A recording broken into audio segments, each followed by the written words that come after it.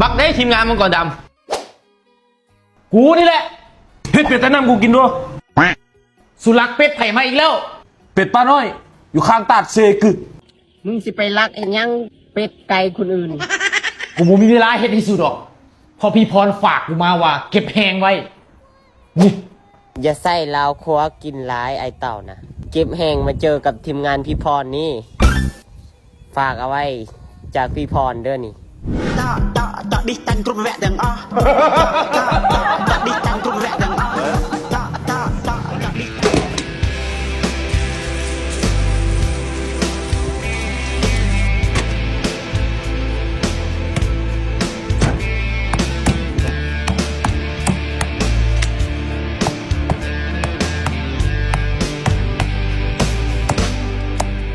说人生如梦，我说人生如秀，哪有什么不同？不都一样朦胧，朦胧中有你，有你跟我就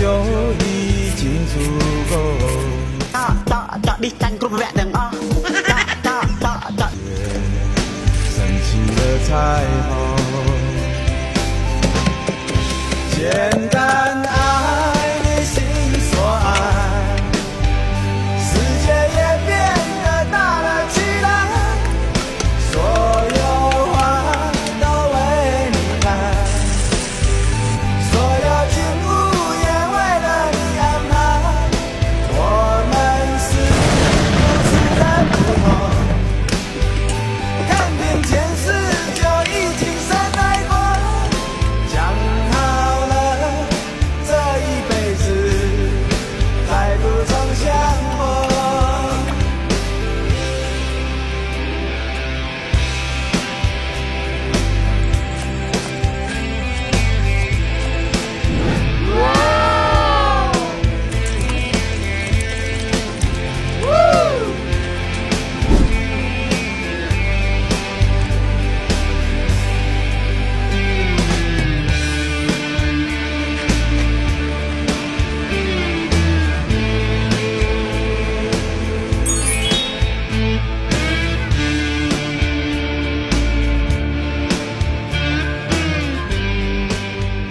ก็มันต้องจังซี่แหละเป็ดหลักนะมันจึงแซ่บโอ้ยอันนี้ก็พอแล้วจับมือตลอด所有花都为你开，所有景物也为了你安排，我们是如此的不同。看遍前世就已经深爱过，讲好了这一辈子。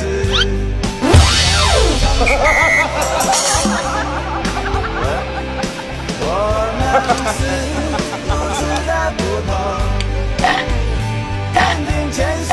就已经深爱过，讲好了这一辈子。เบิดแล้วพี่น้องเอ้ยมือนี้เห็ดเมนูเป็ดใต้น้ำกับเลือดแปลกแซ่บแท้แซ่บว่าพี่น้องมาพี่น้องใครมักกินอาหารประเภทนี้เนาะดิบข้าวเผ็ดมันแบบนี้เนาะกินแล้วบ่เคยล่างลำไส้เนาะมันสิไปติดตามลำไส้ก็ตามลำไส้เฮาเนาะเฮ็ดให้ลำไส้เฮาเน่าลำไส้เฮาเหม็นเฮ็ดซื้อ1กล่องแถมฟรีไปเลย1กล่องแบบจุกๆใครสนใจพิมพ์คำว่าสนใจ